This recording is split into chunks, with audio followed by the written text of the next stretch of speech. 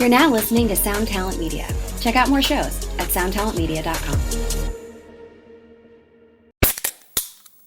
Hey, what's up, everyone? I'm Matt McGachy, the vocalist of Cryptopsy and the host of the Vox and Hops Metal Podcast, where I sit down with fellow metal musicians. We talk all about their lives and music while sharing killer craft beers. If you've ever wanted to sneak backstage and share a beer with one of your favorite musicians, well, Vox and Hops is the podcast for you. This week on the podcast, I dropped a killer episode with Johannes Ekström of Avatar. There is this episode and over 440 other ones to help you enjoy life, metal, and craft beer. So what are you waiting for? It's time to become a Vox and Hops head. Cheers! What is up, folks? Thanks for spending some time with me today. This episode was a lot of fun, and I want to get right into it, but I got 3 things I need to get out of the way before we do that. So let's bust through this real quick. First of all, a huge shout out to everyone who's been using the affiliate links, the tonemob.com/sweetwater and tonemob.com/reverb links. Those are also in the description in case you want to check that later. But yeah, every time you do any shopping through those links, a little bit of your purchase helps the show out. It comes right back directly here and keeps the mics hot and keeps things going. So huge shout out to everyone who's been doing that, especially the Sweetwater one. They've been particularly generous and helpful and supportive of this podcast, especially during this year. So if we could show them some love, that's great. But the Reverb one is also awesome because, let's face it, Sweetwater can't carry everything, and there's a lot of stuff on the used market. Reverb's great for that, and they help out as well. So again, those are tonemob.com/sweetwater and tonemob.com/reverb. Additionally, I want to talk about the text thing again. This has been amazing. This has been so much fun. I'm having a blast talking with everybody.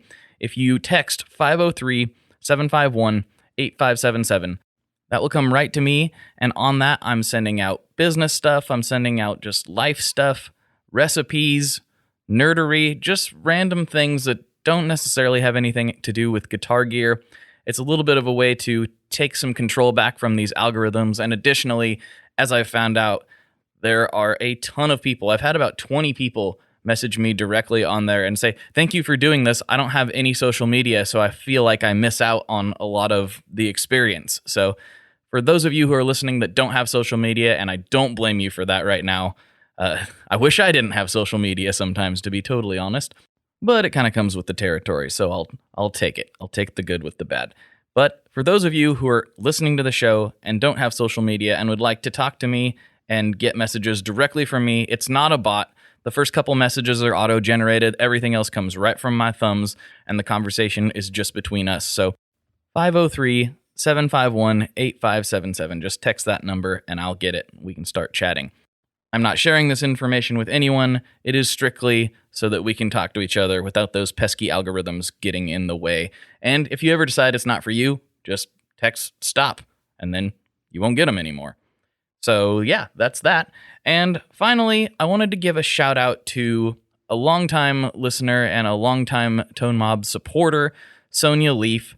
She has a band called Lunch Spectre, and she sent me the link to go check out that band. And if you like things that use a ton of effects and make crazy sounds and make you feel like you're, maybe on some sort of substance in a good way, definitely check out Lunch Spectre, and you can check that out at lunch.band. Just go to lunch.band, and that'll open up a link where you can stream wherever you normally stream. It's everywhere. So check that out, and big shout out to Sonia because she is awesome.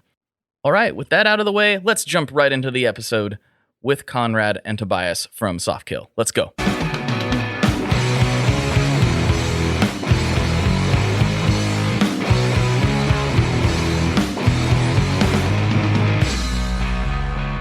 Hello, everyone. Welcome to another episode of the Tone Mob Podcast, the show about guitar stuff occasionally, sometimes. I'm your host, Blake Weiland, and with me today, I have Tobias and Conrad from Softkill. What's up, boys? Yo. What's up? How are you?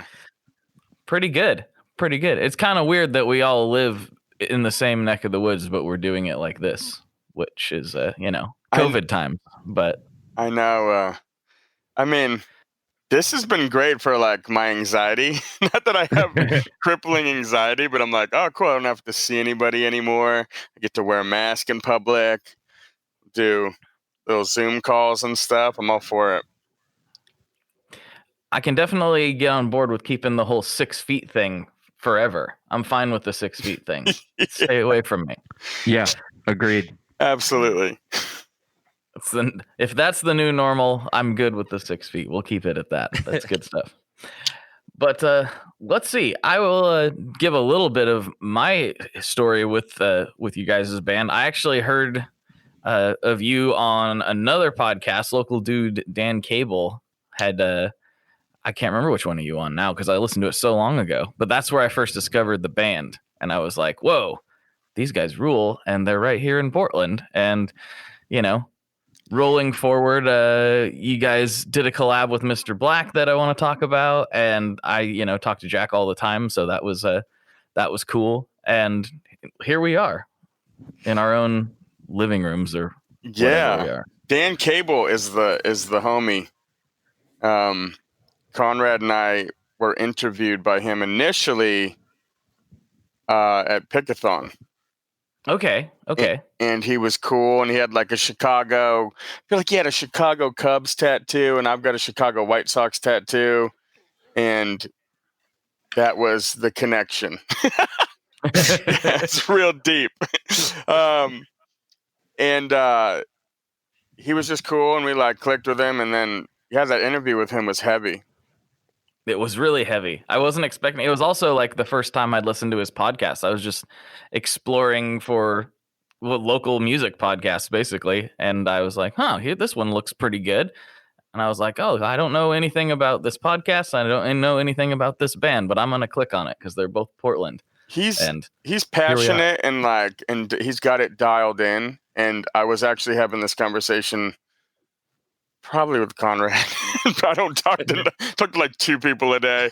The other day, just about how current music journalism, that these independent platforms like this and like Dan Cable and whatnot seem to be doing such better work, if you can call it that, than the blogs that write about stuff that we pay publicists to shop it to. You know what I mean? Like, it seems so phoned in, but like everybody that's doing this for the right reasons is really digging in and giving good content.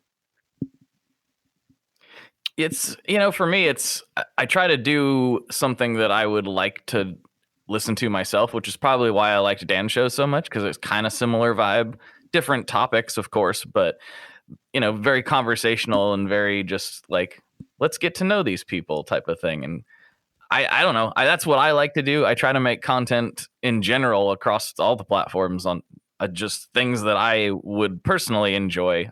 And hopefully other people like it too. And that's my guiding light, I guess. Yeah, I think that's like a better model than what do I not care about that people expect to hear about right now?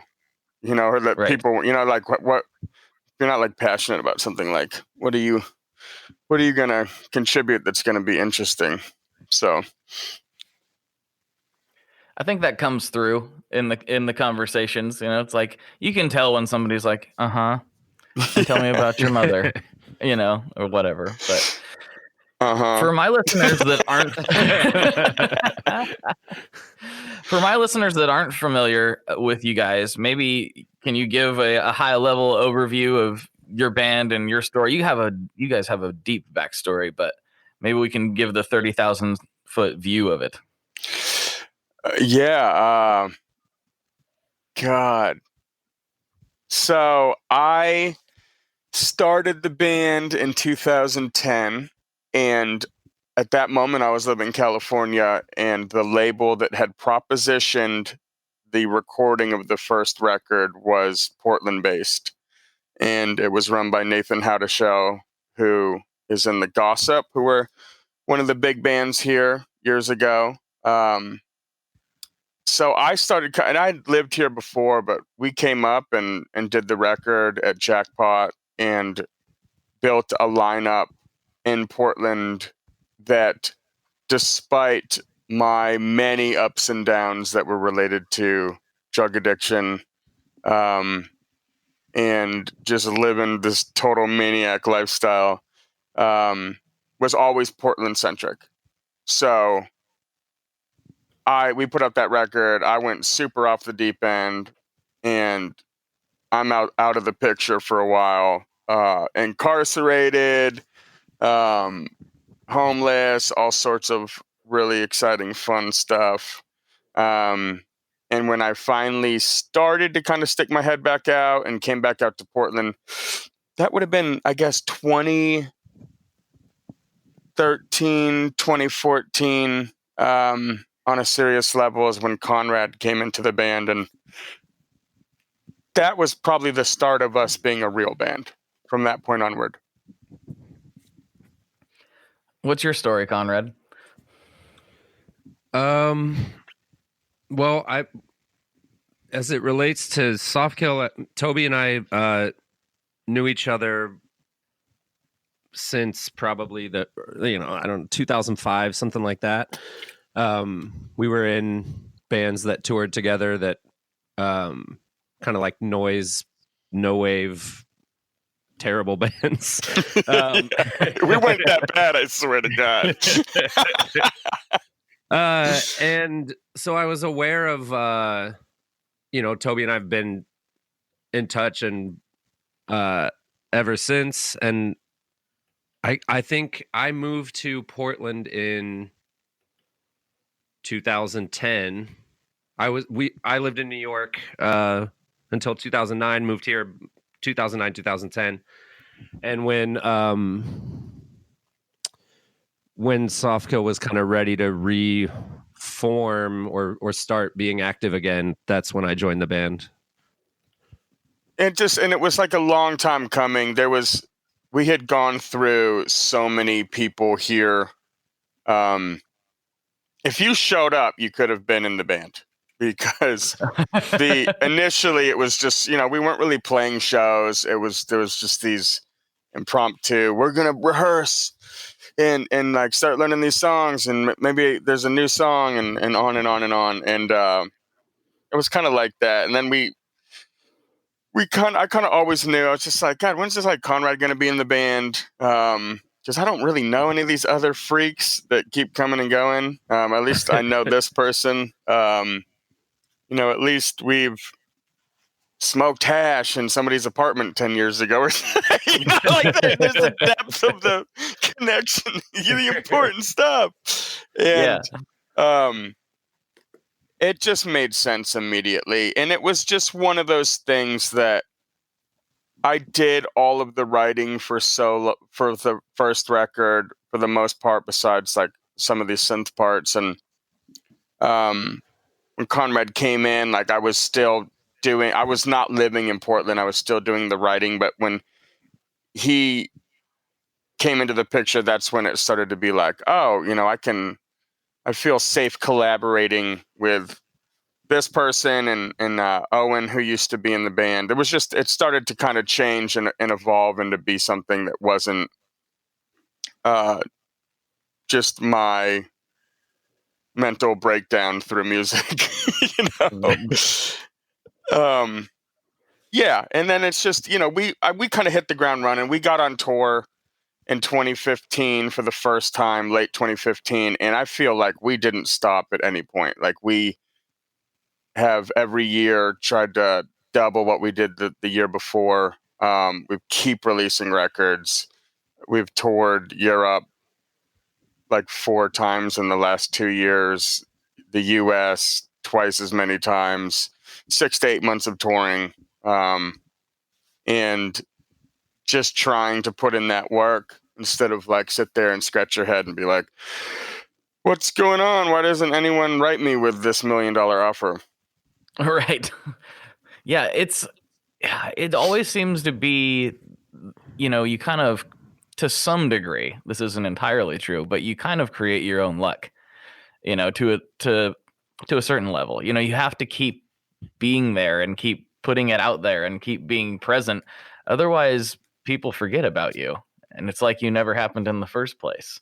I think a lot of people forget about that. Yeah, there's, the analogy I've heard 40 times in the last, because we're about to open a retail store, which probably seems kind of suicidal right now. But I keep hearing, you miss 100% of the shots you don't take, but you also don't make the team if you don't try out. It's just like, I feel like trying out is that like getting out there and not making excuses for the lack of opportunities and making your own luck. Just we kind of got to a point as a band where we had enough belief that what we were doing was unique and it was our own, and we got good enough live that it just seemed like if you put us in a room and we were in front of an audience, we were going to 9 times out of 10 leave with a big chunk of new fan base. That's empowering. So like if you get out there and go on tours where you know that progress is being made, it's a little different than like piling into a van with no money and no budget, no guaranteed pay. And we were able to like, through some trial and error, build it up pretty quickly where it was making sense financially to do this together. And we knew that it was going to pay off, at least in some degree, every time. That is something about your band. It's not normally a style that I would find myself gravitating towards, but as soon as I heard it for the first time, I was like, whoa, this is cool. This is for me. Like I was kind of expecting, before I like got through the whole Dan Cable interview, I was kind of expecting like something pretty heavy, honestly, just based on the name and, just the superficial stuff. I was like, oh, this is probably a pretty heavy band, and it's heavy lyrically and, tonally, but obviously it's pretty catchy. It's pretty, it draws you in, and you have a really interesting juxtaposition there with the dark and light that I think appeals to a lot of people. Yeah, I think that a big factor in all of it is this genre that we're lumped into because God, music press in general is fairly unimaginative, but when it comes to what is now more and quickly becoming less and less of a niche genre, but for the long time, just, everyone's lumping you in with Joy Division and The Cure. That must be what it is because you guys put a chorus pedal on one time. Right. That genre, it's very, there's a lot of drum machines. There's a lot of simplicity and coldness, lack of emotion, dare I even say, kind of like just mundane, pointless lyrics. And for us, it was just like, I'm personally talking about some very heinous, dark stuff. I'm not trying to entertain an audience. I'm therapeutically processing grief, which I think comes out genuine. And musically, we are a guitar band that is trying to play rock and roll instead of trying to deconstruct it, which is like, what Joy Division did. It's what a lot of these bands do. Like, I feel like there's as much Tom Petty in a lot of our tones and our approach as there is The Cure, personally. So it's all just about like taking the approach of what I think is classic rock and roll and putting that through the filter of some of the stuff of the genre that we get lumped into. And I just think that uniqueness is something that's kept us apart. And Conrad and I both have very unique guitar styles that come from a different direction, and the way that those weave together is just like, different than playing a single note melody through a chorus pedal and a reverb pedal over a monotonous bass line. You know what I mean? Right. Conrad, what are some of your influences?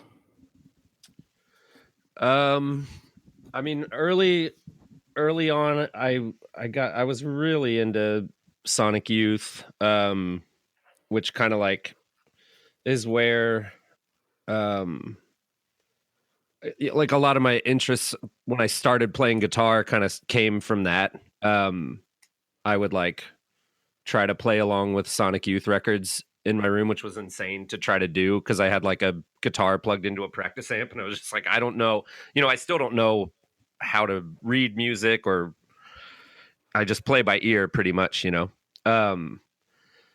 But I kind of forgot what the question was. What are your influences? Yeah. Smoking that hash again. I was gonna say that hash from 2010 coming It's back. still hitting. Yeah, you know, there's like Sonic Youth, Elliott Smith. I don't know. I don't know. My Bloody Valentine early on, I guess. Yeah. I don't know. I mean, bands I know. that play messed up guitar sounds. It sounds like, Yeah. you know, Yeah. unique approaches. Which is always a solid place to start. The Jesus Lizard was a big one early on too. Yeah, just kind of like I'm messed up because I'm not going to say that other word. Yeah, messed up. Yeah, we can go with that. That works for me. So let's talk. I know you guys are just from texting with Tobias for just a few days. Like, you're as nerdy about the gear stuff as I am. I don't even know where to start when I meet somebody that's as passionate about this stuff as I am, and you know, we instantly start talking about 55 juniors and things like that. It makes me wonder though, like, what was the first? Because you know, you went through some dark times where I imagine a 55 junior wasn't accessible at the time. What was the first like good guitar that you had coming out of that time frame? So the guitar that I wrote the first Soft Kill album on was a early 80s, maybe like a 81 Yamaha SG 800, which was just like a slightly stripped down version of the 1000. So Okay. that double cut pointy Les Paul essentially that Yamaha was making. You know, it's like a $500 guitar at that time, but it felt perfect. Like it just felt, it's weird. It's got, because, you know, I think I sold it for like a friggin' 8 ball of meth or something crazy. And I've never bought another one since, just because like there's this stigma attached to it. Right. But it's, you know, it was one of those Japanese built Gibson killers or whatever nerds call them, which are just all such phenomenal guitars, all those Bernies and specific Grecos and whatnot. Totally. Yeah, that was my first for this band. I started out with a pretty cool one. When things started like hitting better, what was the first like I'm gonna get me a nice vintage whatever it is? Because I know you got a bunch this year. So I would say the game changer for me, and it wasn't vintage, was that I was living in Chicago and I didn't even have a guitar, and Conrad bought me I want to say it was like a 2012 Gibson Firebird. I used it for one show and was like, this is a really long guitar. That was like my only what I took away from playing it for one show. I was like, this guitar is long. And I traded that guitar for like an early 2000s Gretsch 58 version of the Country Gentleman, which it's like the single cut painted F hole. Not the George Harrison style. It's the Chet Atkins earlier one. That was the first really nice guitar that I owned in this chapter of my life. And then I think the first nice vintage guitar that I bought when we started kind of doing good was like a 71 Les Paul Custom. Ooh. It was cool. Nice. We loved that guitar. It? Nah, that one's gone. Flew the coop. These things here, like, you know, I was talking to Will at Thunder Road like yesterday, and I think I was trying to like find somebody to validate the reckless. I don't even say that I'm reckless at this point, but I am constantly. We're both constantly just like, should we trade this for this? Should this be that? Because, you know, the room of guitars I feel like is collectively ours, and where we do view these instruments as like, what are the tools that we need to create records and be inspired, right? So there's certain just like what's redundant, what do we need, like, you know, 6, there's like 4 jazz masters right now, like does there need to be 4 jazz masters, that type of stuff. But he was just like, you know, this is how you start out. You get the refinished ones or the ones with the headstock repair, and you get like 3 or 4 of those, and then you go, hey, this is what I really want, and you trade those 3 for the next thing, and you go up, and then you buy, you know, and it grows and changes. And I kind of feel like also, sorry, go ahead. No, you go. I have nothing to say. You know, I feel like there's an element to like you get a new guitar, a new tool into the studio, and you maybe kind of like get the use out of it that you need, or the inspiration out of it that you need, and then it's like, okay, that one served its purpose. Now we can put it towards this other new thing that's going to like spark this other idea or this other inspiration. And so it's like, not like they're disposable, but like kind of like once they serve their purpose, you can kind of like trade them up for some new piece or new tool or whatever. And there's just certain ones that, you know, you latch onto them and you go, oh, this isn't going anywhere. Like there's the Gretsch that I mentioned. I'll never get rid of that guitar. It does what it does perfectly. But God, I would say every other guitar doesn't make it in the room. You know what I mean? Like it's there for a second and it does exactly what Conrad said. It's like we write a crazy song and we go, man, that sounds nuts. And then, you know, you realize how loyal you are to specific instruments the second like a store in town gets some crazy piece and you're like, I will get rid of that in a heartbeat. Like, I don't care. I need that. What he has, I need it. And yeah, and also too, you know, something I keep trying to remind myself is that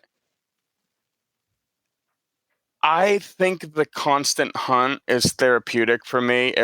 I think my wife thinks that it's the root of some mental illness.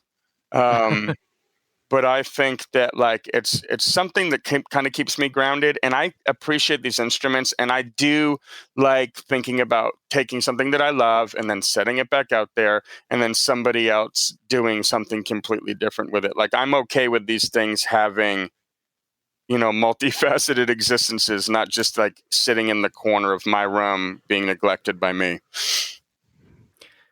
You mentioned something that reminded me of a conversation I had earlier this year, and there seems to be a thread running through all of this that your wife might be onto something, because I recorded an episode. Please don't say that on. Hey, edit guy. Who's editing this? Who's editing this? At 23:58. Like at 23:58. All right, go ahead. You might like this. You're in some decent company here. So I did an interview. It was actually the last in-person interview that I did before everything shut down. It was with Dave Hawes. He used to play in a band called The Loved Ones, and he's been doing a lot of solo stuff. We were talking about vintage Les Paul Juniors and how amazing they are. And he was talking to him and Brian Baker from Bad Religion. He loves also those a things. Yes, he loves those, and they're friends. They toured together and all that stuff. And both of those guys are recovering addicts as well. And so Brian found him a Les Paul Jr. in some city they were in, and they were driving to go get it. And Brian looked at him and he was like, "Do you feel that?" And Dave's like, "Oh, yeah. I feel it right now, and you haven't even said it." He's like, yeah, I do. He's like, it feels like we're about to go score some coke. And he's like, yeah, it does. And they went and got this vintage Les Paul Jr. And I was like, I don't know what that's like, but I do know that feeling of going to get a sweet vintage guitar and like being super jazzed about it. And if that's what that's like, so real. And just this like pulling the trigger on spending way too much money just feels freaking sick. I saw the 55 Junior that I just got.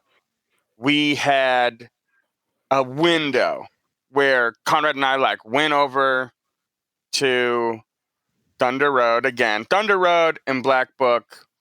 Amazing stores. Amazing. Those are like, shout out to both of those places. They have embraced us and shown us incredible generosity and mercy in our search.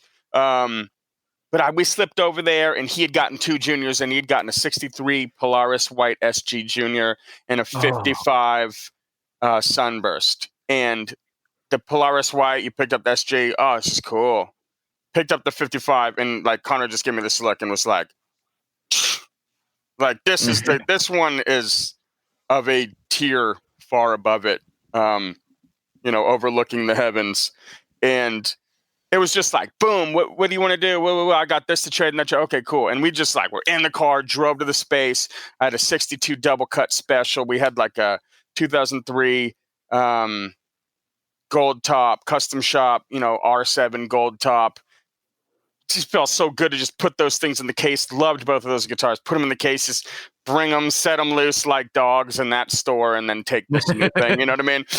Yeah. It's such a rush. It's so similar to playing craps, I guess. It's completely unhealthy. God, she was right. No, it feels sick. The hunt feels sick, and God, dude, juniors just like have become, they always were such an integral part of my identity in terms of loving guitars, but I don't think it was till this year and obtaining an Esquire and then obtaining the 55 Junior that we really understood that these stripped down single pickup guitars were the top tier instruments for rock-based music. Just capable of so much more than the limited nature that's associated with them, Oh yeah.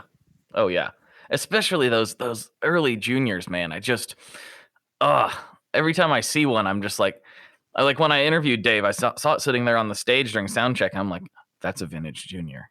I'm like, well, I'm gonna definitely talk to him about that vintage junior, and then without even me having to bring it up, he's like, "So I got this junior here." He's just like, I got this guy coming to interview me about my junior. Like that's the concept mentally.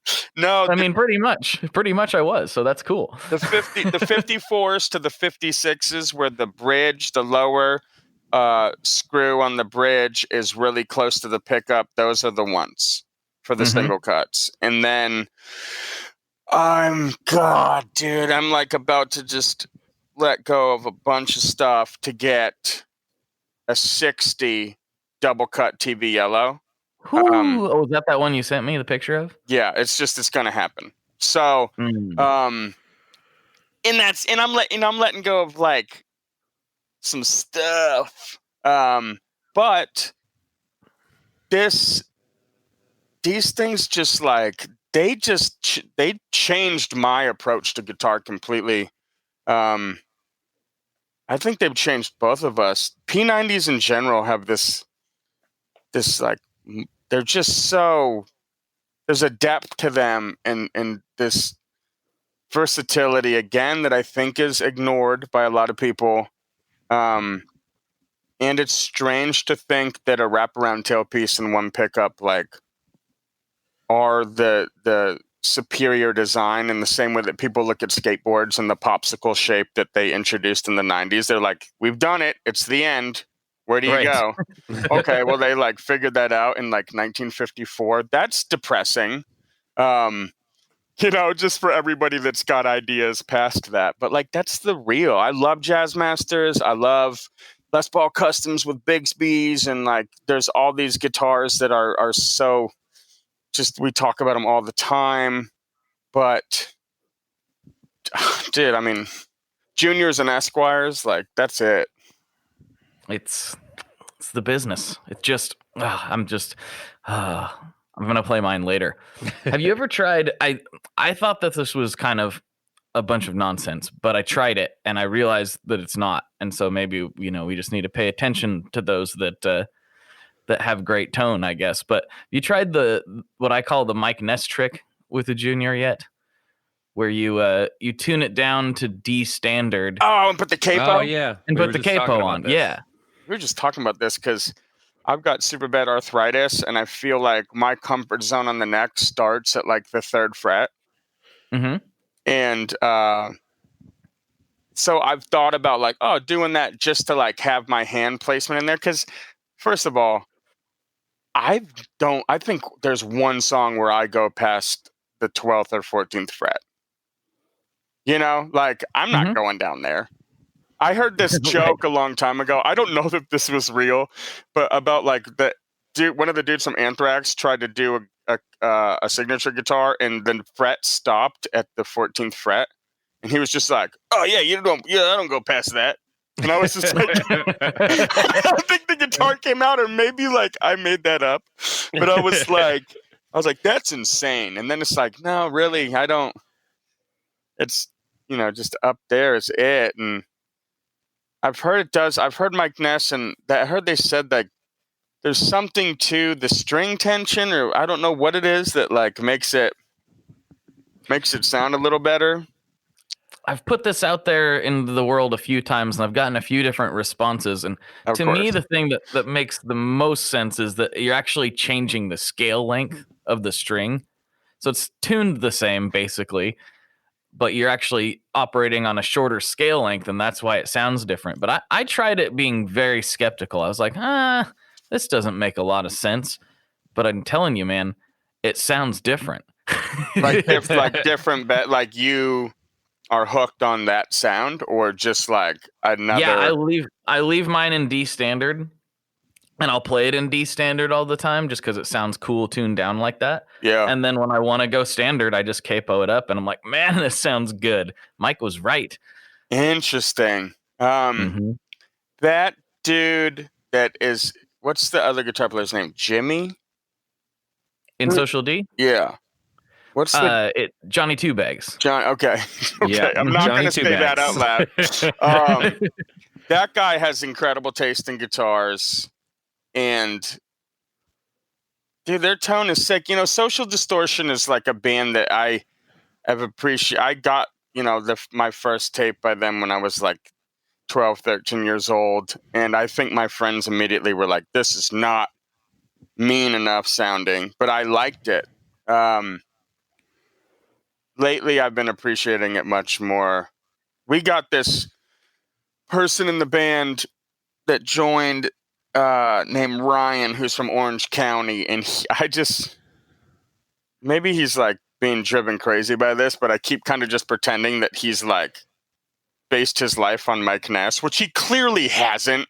It's just like, you know what I mean? You're just like, that's the hazing process. It's just like, he plays my Gretsch, he plays it real low, he's got his hair kind of slicked back. I'm like, oh yeah, dude, you look like Mike Ness. And he's like, yeah, I get it, dude, Orange County. And I was like, we should just like put Costa Mesa and stickers across the guitar.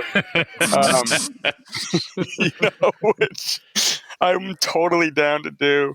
But yeah, that band's just got like, I feel just comforted by them. Like I watch their rig rundowns and I'm like, oh, cool. Like in 10 years, we'll probably be like still going and really happy and stuck in each of our little niches, and, have 9 of one guitar. Hopefully I want 9 juniors.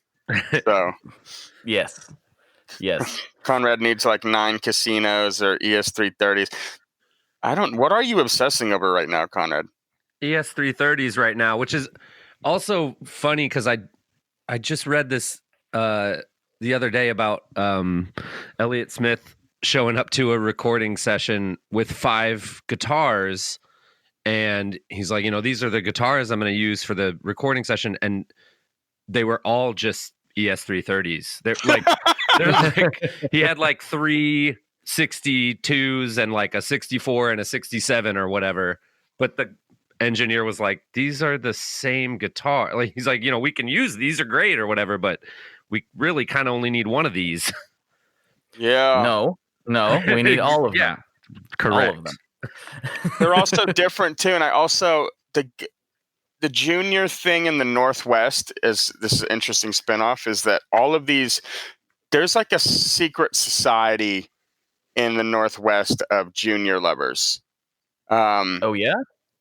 And Black Book is like a center point in this equation. I hear some wild stories, which maybe I'll leave some mystery. But there's just like, I feel like a lot of good juniors have come through, and the ones that weren't great have been weeded out, and there's select ones pass through different people's hands all the time. You know what I mean?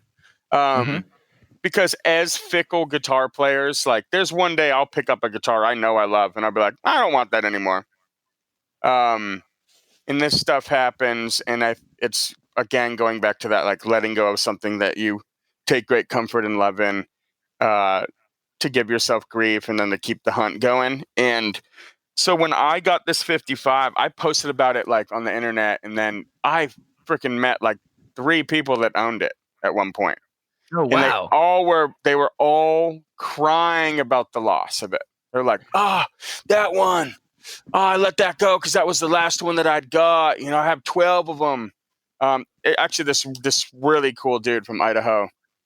And I was talking to him about it, and I was like, listen, man, this is going to sound crazy. Like, we got this 55 Junior. We love it. Do we need a double cut Junior too? And he was just like, they're different. They sound different. And I'm like, okay. And he could have been like, they're bad. But I was just like, they're different. We're getting one. There's nothing you can do about it. Yeah, it's already happened. Chill out, David. And Chill, Dave. Come on, Dave. What do you know about it? Yeah, Anyway. He's just like, you asked me this, and I'm like, okay. So, yeah, that just God, dude, just can we just talk about juniors? No, but yeah, 330s. That's funny because casinos are like, that's another, this like Gibson Epiphone split thing. That's another interesting thing where it's like the 330 to me has always been the cooler guitar. The Epiphone version of it, the casino, is the more valuable one. I don't want an Epiphone casino. I want a Gibson 330. Yeah, for sure. The Gibson headstock's cooler, and it's just a unique thing. And if you don't love guitars, and once you get into the ES3 whatever's, 9 times out of 10, someone's like, which one is that? Because there's so many, and none of them make sense. You know what I mean? But Conrad, when he started out in this band, used a couple cheap hollow bodies, and it's kind of been like, I've always kind of wondered, like, when is he going to go back to that? And the 330's got P90s. Ding, ding, ding. Here we are. Yeah, baby. Yeah, and it's just, it just feels like that's it. Like, that's on our list. We're hunting that. It's coming home soon, wherever you are.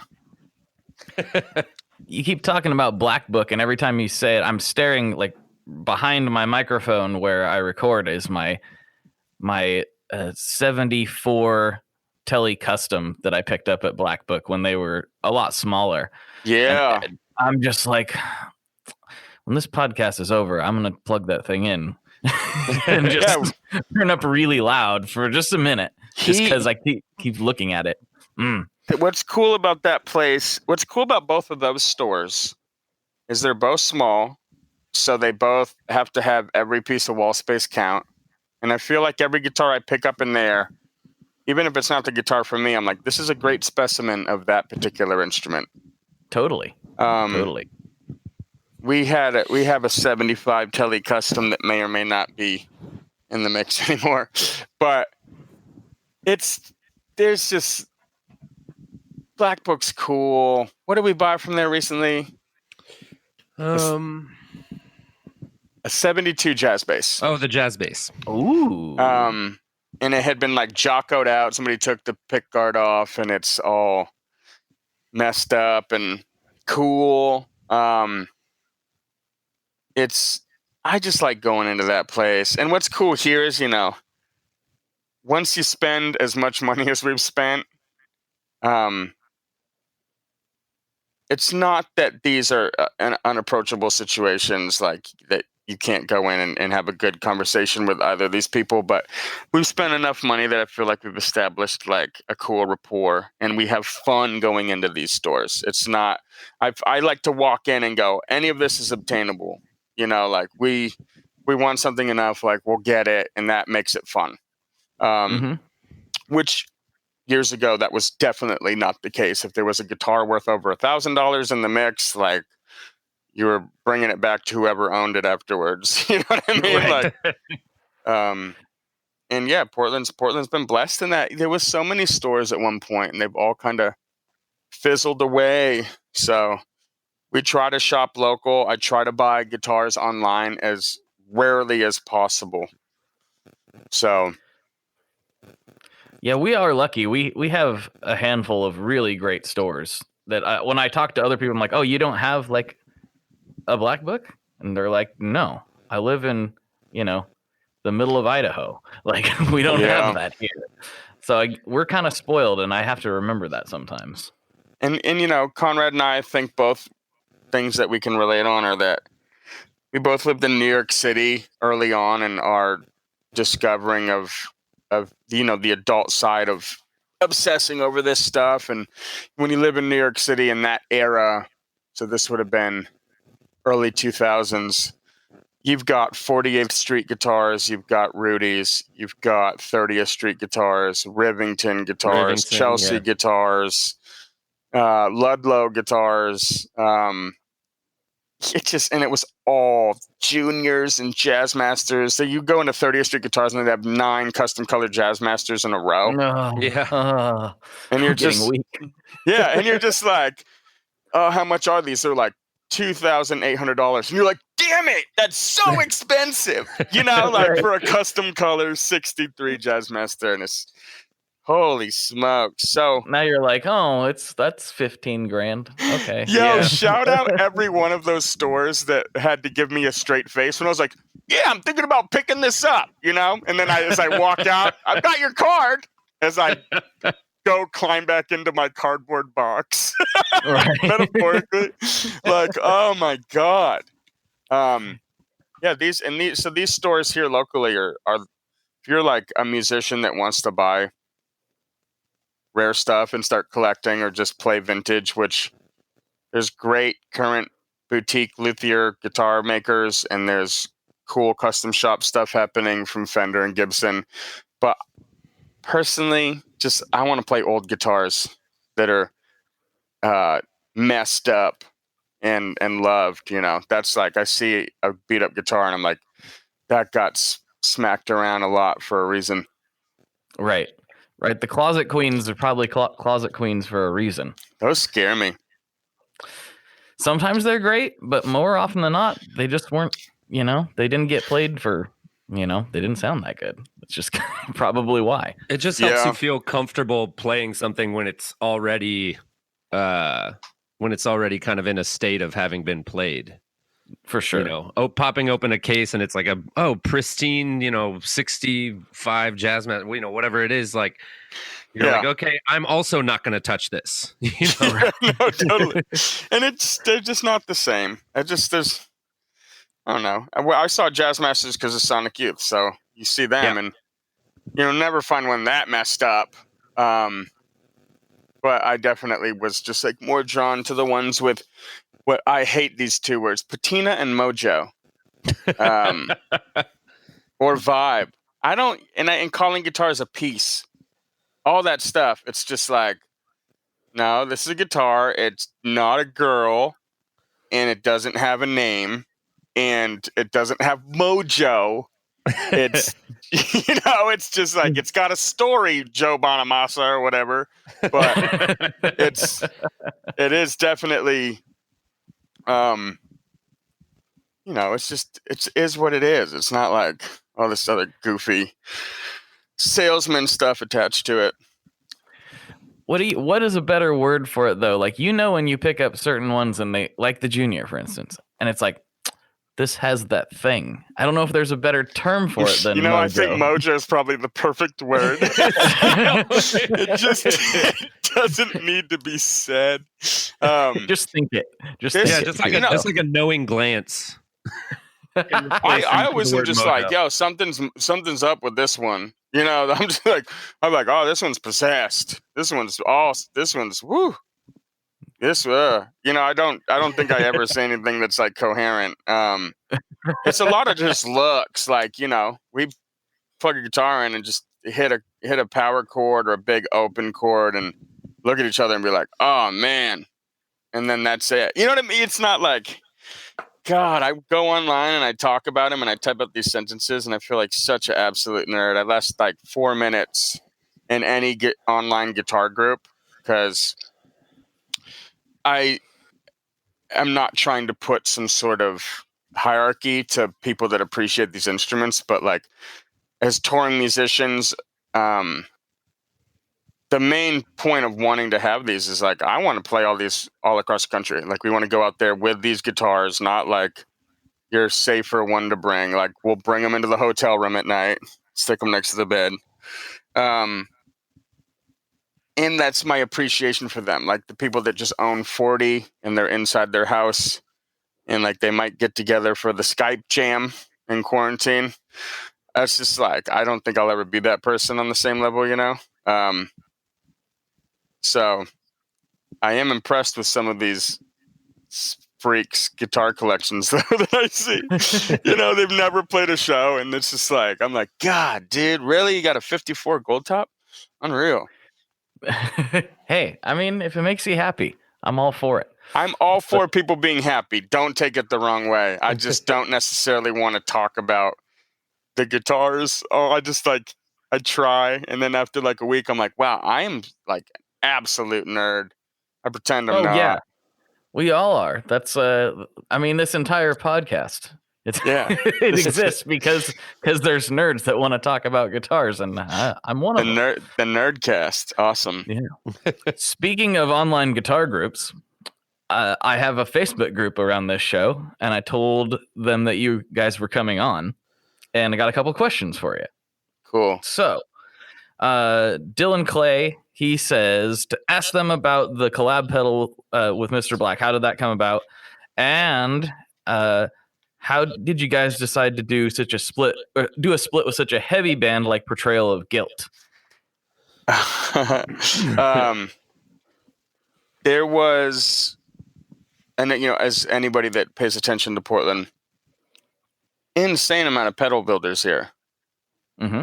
You know, there's just so many brands, and I think I was headed to a show at Holocene, and I bought the Ambiance when Mr. Black was originally doing that circuit. I put it onto my pedal and I set it all crazy. And when I hit that pedal on during this one part of this song on the inside at the ending, it was like the whole room burned to the ground. Like it really felt that way to us. And we went, whoa, this brand's crazy and this pedal's insane. And we started buying like the double chorus, the Super Moon. I settled on the Blood Moon being like a constant pedal for my board. Yeah, the best sounding reverb circuit, in my opinion. But when Levesque, who used to work at Chicago Music Exchange before they royally messed up and parted ways with him, he was like, I want to do a pedal with y'all. And he's like, I want to do it through Chicago Music Exchange. And we were like, how? What? Us? Okay. What do you want to do? What companies? I know them all. And we just thought like, well, Mr. Black in Portland. He's like, yeah, I can call that guy. And I was like, why'd they stop making the Ambiance? He's like, I don't know. And we're like, well, ask him if he'll do that. He said yes. We came up with new art for it. We had forgotten to put Mr. Black on the pedal. It was a total accident. And it never even got brought up. Like, just they were done so quick. Jack's like the fastest in the game. And that was probably the coolest thing we've ever done. Yeah, that was super rad. I remember when that came out. I know Jack really well, and we talk all the time. I was actually there helping him put some stuff together here recently. But yeah, I was there when all that unfolded. I was like in the office. He's like, oh, I guess we're gonna do a pedal with Softkill. I'm like, dude, those guys are cool. And he's like, oh, I'm like, Jack only listens to hip hop. So like, Called out. I love it. Us too, though. God. Yeah.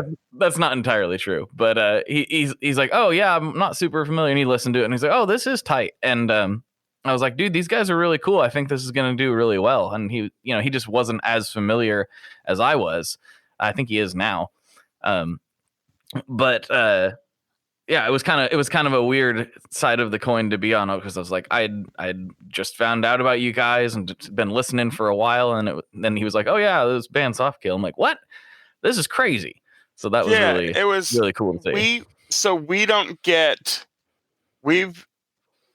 We do so much stuff ourselves, and I pride ourselves in this, in the sense that the opportunities like that come to us come because people are genuinely interested in doing something with us. And when Levesque wanted to do something, and we were able to connect those dots and incorporate Jack in that, like that was organic, and it was very cool. We were very, like, no complaints. There's so much stuff that happens in the music industry if you don't play in a band, where like the majority of these big posts that you see on the internet, this is just like people doing favors for each other with absolutely no passion involved. We were so passionate about that pedal that when we got it and held it in our hands, it was just like, and our fan base responded the same way. They were like, what? How? And it was just such a cool moment. And we're actually, hasn't been announced yet, we're doing more. So Chicago Music Exchange is not in the picture now with it, but how this came about, this Nerdcast that we're doing right now. I had hit up Mr. Black and been like, can we just do more? Can we just keep doing this pedal? So we've got another run of those coming, and they're going to be available, some online and some at this retail location that we're doing called RIP City. That's at 5916 North Greeley. That'll be opening soon. It's just going to be like an emporium of all of the weird crap that we're into, from music to boutique effects, just carrying stuff probably that Portland doesn't have at its disposal to try out, Yeah, that was actually another question in here. Andrew Spann wanted to talk about how you decided to do that, and what exactly can we expect? Obviously pedals and probably some rad t-shirts, but what else? The way it came about is we drove by this space that had a for rent sign, and we said, let's rent that place and open a store. And then literally within 48 hours, we had done it, and we were like, oh my God, we've made a great big mistake. This is terrifying. This is a lot of work. This is a lot of work and very scary, and it costs money. The store, so we do an insane amount of merch. We sell t-shirts and records and every other ridiculous thing we can come up with, hand over fist, 24/7. It's what keeps this band afloat. Our impromptu leader, my partner Nicole, is just like in a fight with the manager of the post office every single day, dropping another 200 packages off. And we were like, God, we need a space to do. We need more space for mail order, because we're sharing. The office is in the practice, demo, studio, whatever it is. They're just like kind of trampling on top of one another. We're like, God, if we just moved the office for this stuff and all of the stock to a different space, and we could attach a retail side of that, what a flex that would be for a band, and what a cool experience that would be if you were a fan of the band, Totally. And it turns out like all you got to have is money, and these people will let you do whatever you want. So we just gave this guy money, and he gave us this store, and it's going to have record. It's going to have all the Softkill stuff, exclusive things only available at the store. We're just scratching the surface with what we think we're going to carry boutique pedal wise. It'll be, it's not going to be a typical guitar store in that aspect. There'll be an amp, a Strat and a Les Paul probably, or bring your guitar and you can try out pedals in front of us awkwardly. But trying to have stuff that that you can go online and watch a video a million times a day. Nothing's like just plugging in and seeing what your touch and approach to guitar can do with something. So Totally. trying to grab, like, there's a couple brands in particular that I think we want to try reaching out to, and then just curated other stuff, oddities, stuff that's in my house that I don't want, that I want to bring over there and sell, stuff that Conrad has. He's trying to get rid of, like tapes and records and things, and just a place for us just to connect with people, because we have such a big fan base here, being hometown. We feed off that, it's, especially without shows right now. I think that's a really fun idea. I mean, like, I'm excited to come check it out. It's even cooler because it is local to me. It makes it easier, but I'm like super jazzed, and I'm secretly hoping that there's like a stash of those Enchanted Forest themed soft kill hoodies somewhere. There very well might be. As I've been like, I should have bought one of those. I love the Enchanted Forest and I love soft kill. It's a perfect marriage. It turns out that went completely over people's heads, and they were like, what's up with like the King Arthur hoodie? Yeah. Oh man, I seen it. I knew immediately. I have an Enchanted Forest hoodie that I wear all the time. So does Conrad. I brought my kid there recently. He was not having it. First of all, too much cardio for a 3-year-old. Second of all, every ride is scary except for like 2 of the little kid ones. But yeah, we try to do a bunch of stuff that's focused on Portland. Enchanted Forest, even like the garbage company here. There's a bunch of other stuff in the works too that's pretty ridiculous. Obviously, the Blazers stuff that we do. Mm-hmm. Proud to be here, no matter where we're from. Like, proud to live here now. And obviously, the new record is so about this place and people that ended up here too. So Portland used to have a lot of bands that were really going crazy and doing it, and we still kind of do, but I feel like it's fun to give people like a home team kind of vibe to root for, if you do like the band. Like, we're just unashamedly like, Portland is awesome. It's not the greatest place in the world, but it's better than Dayton, Ohio. That's the motto. No offense, Dayton. We're better than Dayton. Yeah, you gotta have realistic standards with this stuff. You know what I mean? Like, I'm not trying to be like, bro, have you been to heaven? No. Portland, you have been to heaven.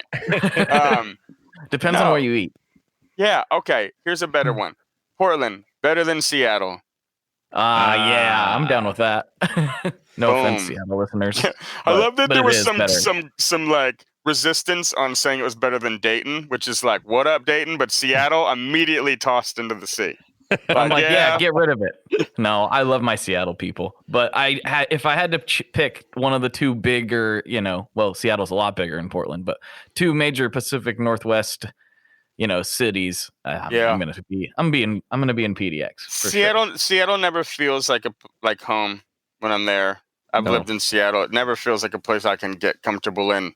And I love Seattle people too. They're all welcome here as they slowly move here one by one. Like, hit me up for the good rental opportunities. But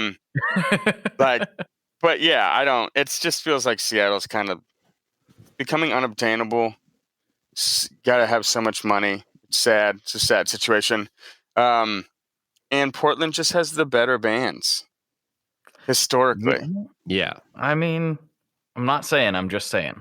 Yeah, right? I just, did the Wipers and Poison Idea and Dead Moon alone. It's like, really?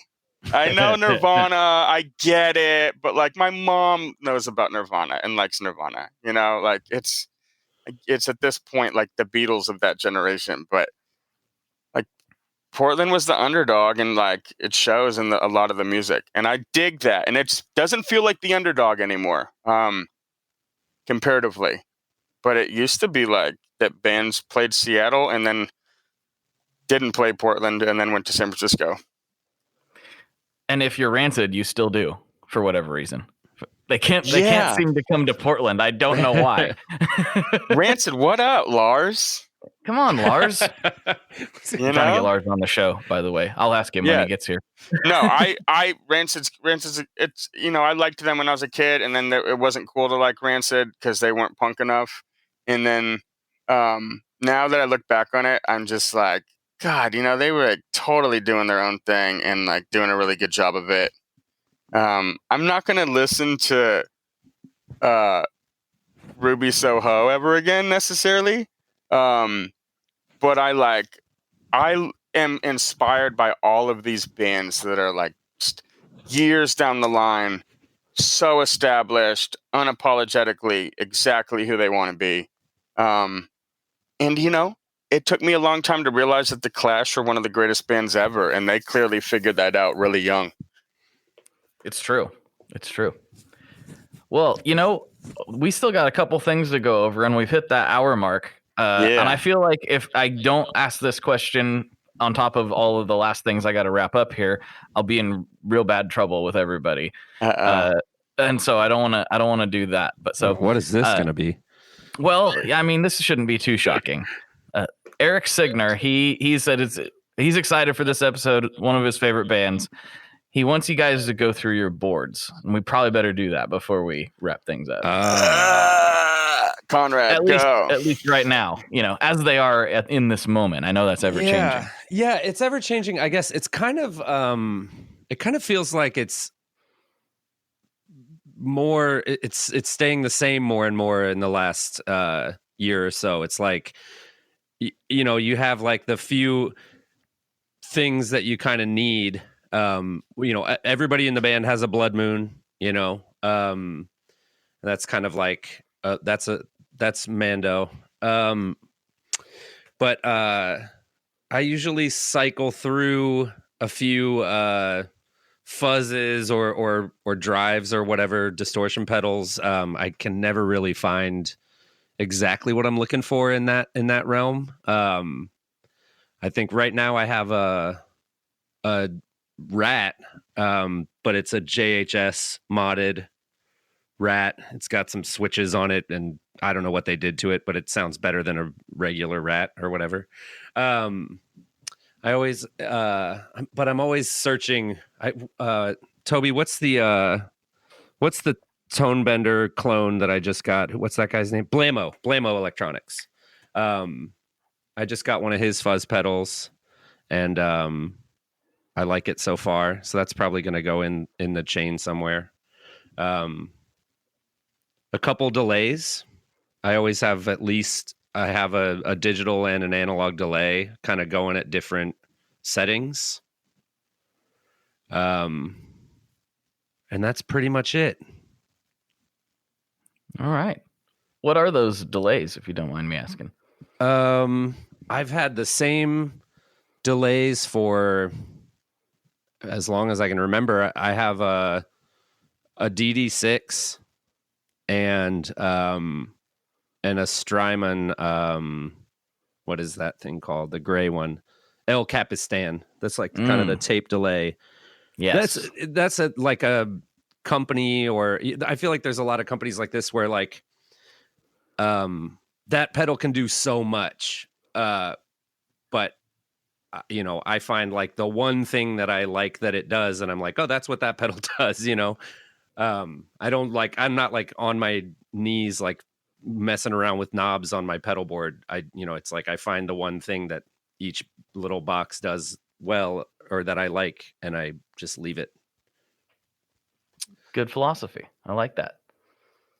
I think that's it. I think that's pretty much all I have on my board right now. All right. There's another person who has to chime in. I don't think that either of us. I was muted, and I was like, God, I can't even get Conrad pissed off. I was like, what's going on? No, he and I both relate in that like, God, dude, some of these pedals, like we buy these really fancy, beautiful, amazing things capable of so much and do absolutely nothing with them. So it'll be like one little setting, and it's like, that's it. That's that sweet spot. I had a Chase Bliss warped vinyl. Blake, do you have one of those? You know that pedal? Oh yeah. I mean, that's a perfect example of like, I found like a chorus setting that I liked on that pedal, and that's what I used it for. And it's a $400 thing with all the dip switches and all that stuff. Like I just was like, oh, this is a good chorus pedal. It's like that's gotta go. That's not what that pedal is it? I don't know what it was really cool, but yeah, I mean it does a lot of things. Yeah, but I mean, if chorus is what you needed it for, then there's nothing wrong with that. Right. So it's important. Let me preface this by saying that my uncle Elwood Francis, who is known for being Billy Gibbons' guitar tech of the last 25 whatever years, he gave us 2 PV classics from the 90s. And at first, those amps are so underrated and sound so good that they were staple parts of our sound. And I felt like anything that we put through them, that they were the perfect platform for that. You know what I mean? Is it the Classic 30 or the Classic 50? The 50s. 50s. Conrad played a 15 and I played a 410. And God, man, those amps are the business. So, God, did I mute myself again? No, I can hear you. Okay, cool.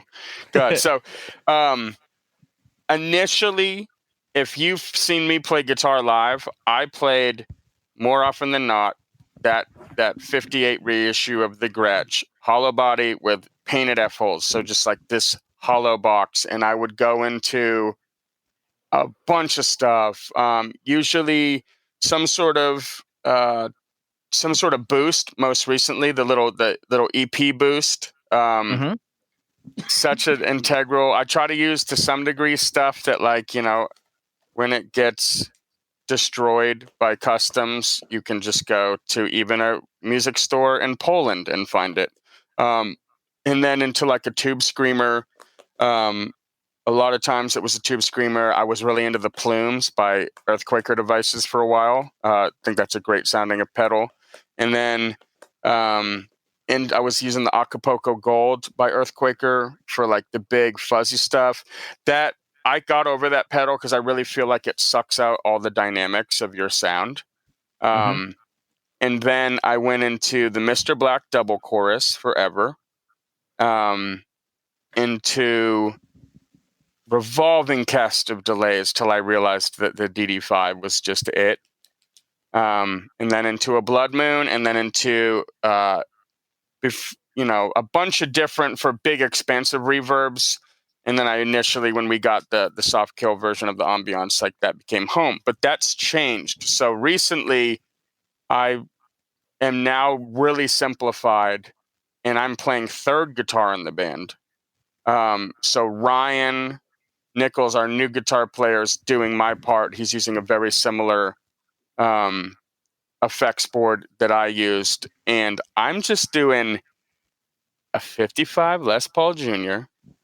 into a Paradox Effects Futura, which is a Tijuana-based company, and it's a really interesting chorus pedal. It can sound very transparent, and it has a bit of a boost in it, so it fattens your tone up. Into the Blood Moon, and I go directly into a 1960 Tweed Deluxe and crank it to 10, and then I use my volume knob, and that's it. There you go. That's all you need. It's hard to argue with. Yeah, simple. That's a funny coincidence. Yes, I should talk about this before we sign off. We're giving away a Tweed Deluxe kit. I just posted that right before we hopped on to record. Hey! So that's still going on because this is coming out next Monday, so it will still be going on. So go check that post out. That I was not planning on plugging that, but you said Deluxe, and the opportunity was there. So there we go. That was like one of those recent ones where one popped up. Will at Thunder Road let us borrow it for a session, and then it was like, I got this 59 Gretsch Jet Firebird. You want that? And then we did a trade, and that's one of those keepers that we were talking about. And then I've also got to shout out Sour Sound, local builder. We just got an amp that I think he built for somebody that was in the Shins. It's a 212. Everybody was like, it's an AC30, and it's apparently, as he explained it to me, I probably can't even recite this. It was like the sentence would make sense, and then it would go into, he'd be like, it's a twin, but not at all. And went into this long thing.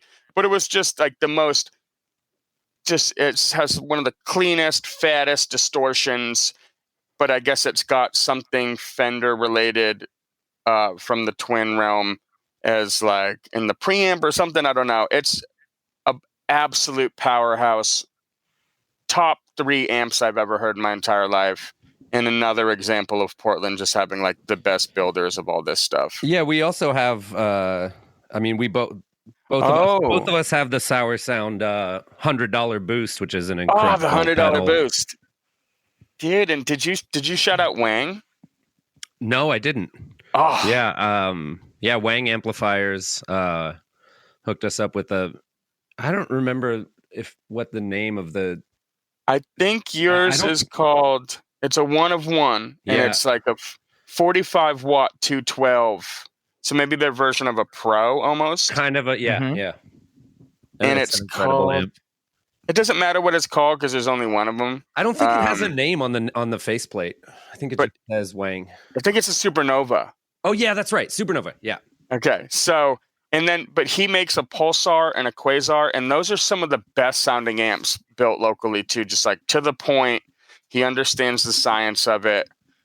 You know, for bands like us that, you know, the Benson is obviously like the big name company in town. Those amps sound great, but there's just a ton of people here.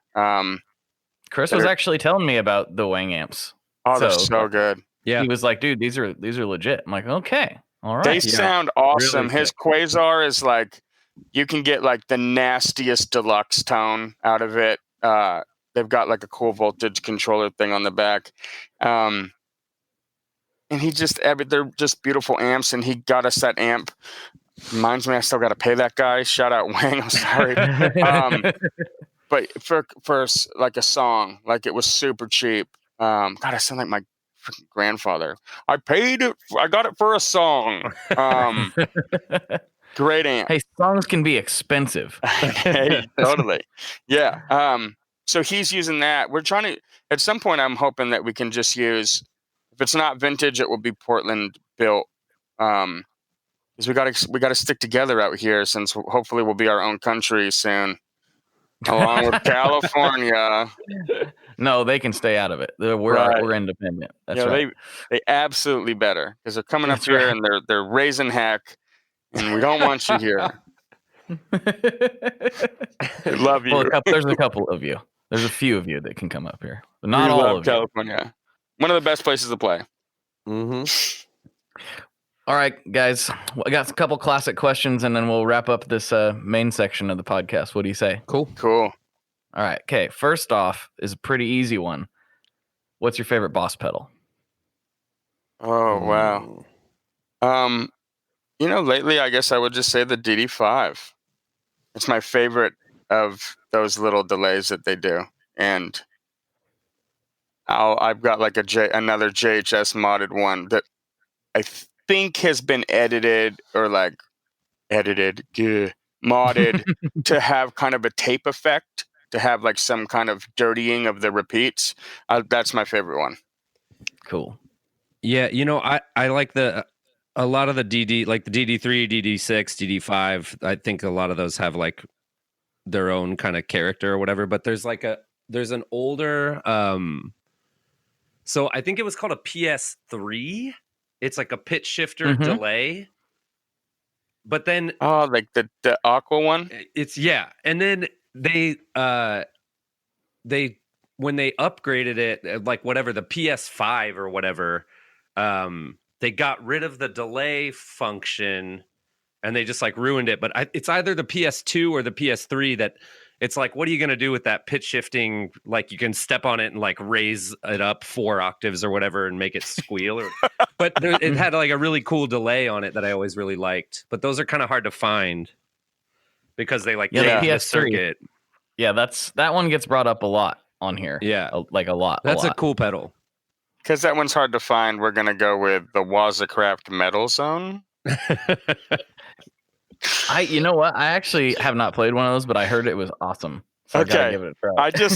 I just associate Wazacraft with being like the fancy version of Boss, and I think that the fact that there's a Wazacraft tuner and a Wazacraft Metal Zone makes my uneducated, brain chuckle. I don't understand the tuner. I'm not gonna lie, but I've heard, it says Wazacraft on it. I've heard good things about the Metal Zone, so I'll reserve judgment until I get to play one. But shout out Waza. Shout out Boss. Yeah.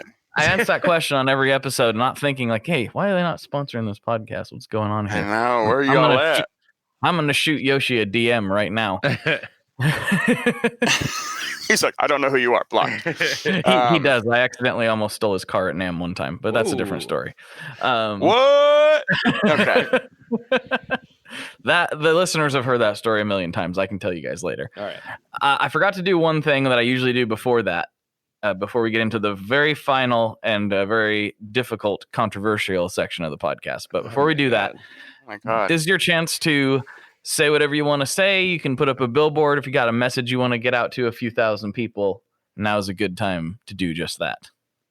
Yo, can I take this? Okay, Conrad, I'm going to say it. All right. Bands, stop signing to record labels. Stop letting them steal your money. Self-release, own yourself, own your future, think of your kids or your kids to be. Do it. It's the greatest thing that will ever happen to you. Thank you so much. Thank you so much for saying that. I've been saying it for a long time, but I'm not in a band, so that doesn't mean anything to anybody. You will actually make money. You can sell 10 records and you will make more money than you do if you sell 500. That's how it works. So That's go true. crazy.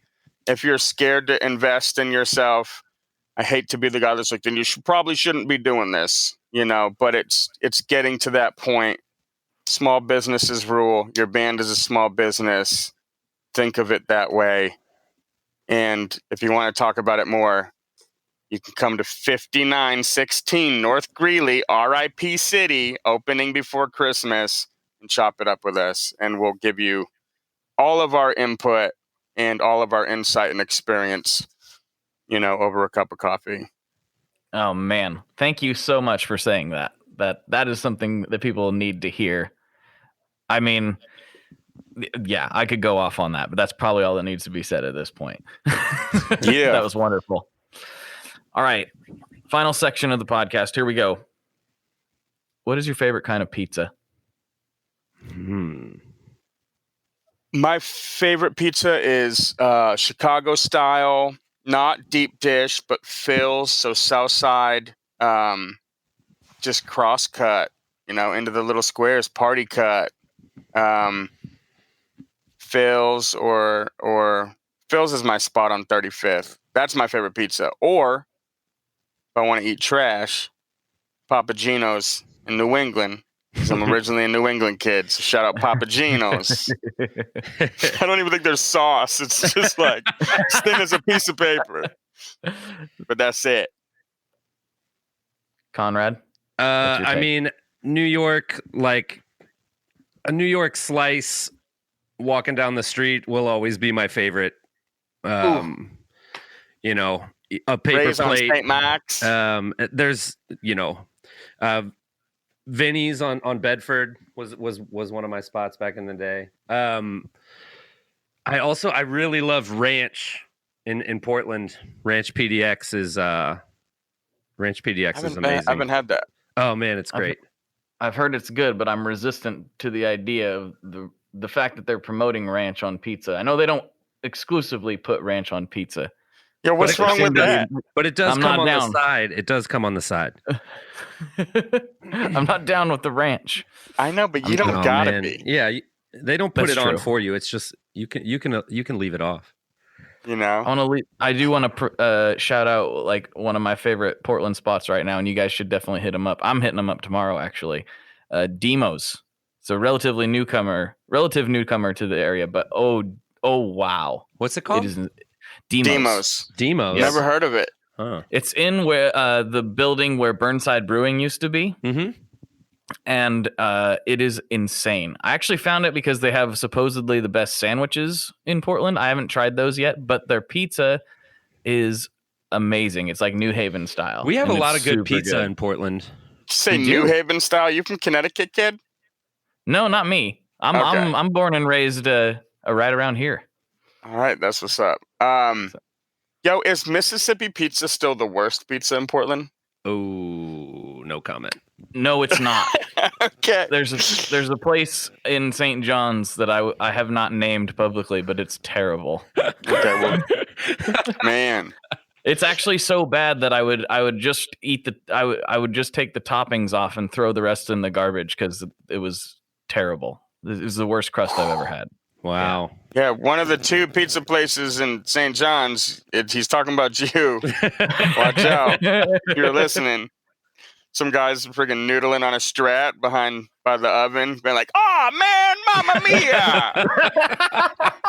Maya pizza. Oh man, this was amazing. Thank you guys for coming on. This was awesome. Yeah, Yeah. thank you. Thank you for making our dreams come true to talk about this stuff to anybody but each other. Hey, you got my number anytime. Cool. I'm around. All right, everybody. For Tobias and Conrad, this is Blake, and as always, folks, good luck and good tones. Okay, what an episode that was. That was a ton of fun, and let me tell you, the Patreon section was awesome because we dove right into the nitty-gritty business stuff about why you don't need a label, in their opinion, which was really, really fun. It's great to get that kind of messaging out there. I know a lot of you, well, everyone that listens to this, I'm assuming, is a musician of some sort. And, you know, sometimes we tend to get stuck in the old ways of doing things. And that's part of what I'm discussing over on that text app as well. So if you want to be a part of that conversation, you can text me at 503-751-8577, and we will get into some of that stuff. Additionally, if you want to hear that Patreon conversation, you can go to patreon.com/tonemob, and for $5 a month, you will get additional episodes beamed to your ears every week. I think this one's like 45 minutes. So there's a ton more content over there if you're able to support. And a huge shout out to all the Patreon supporters for doing just that. It literally helps so much. I can't even tell you. So huge shout out to everyone who downloads this podcast. Please share it with your friends. Please tell somebody you think might like it. Anything. Please spread the word. It helps so much. The more people listen, the cooler things that we can do, the bigger guests we can get, the further this pirate ship will travel. So please tell your friends, tell your family, tell anyone, and let's get those downloads coming. All right. Thank you so much. Talk to you guys next time. One last thing before we totally sign off here. I just want to remind you that if you do any shopping at Stringjoy, that's Stringjoy guitar strings made in Nashville, that will help me out as well. As I've said for years, I'm heavily involved in that company, and I really do think they're making the best products on the market.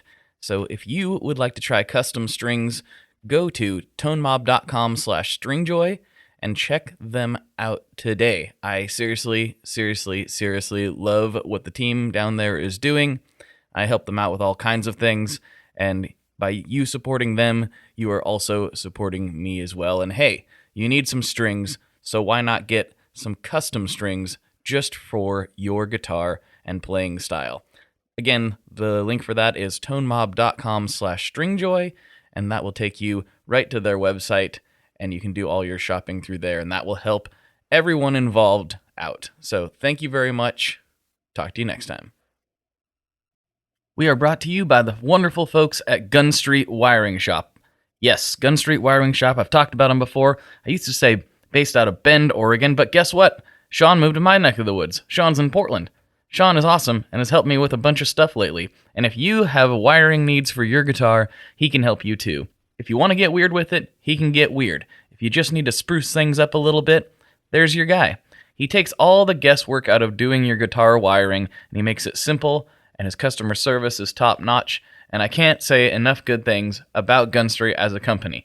I really respect Sean and what he's all about, and the product is top-notch. I've got 3 different guitars that now have Gun Street harnesses in them, and I could not be happier.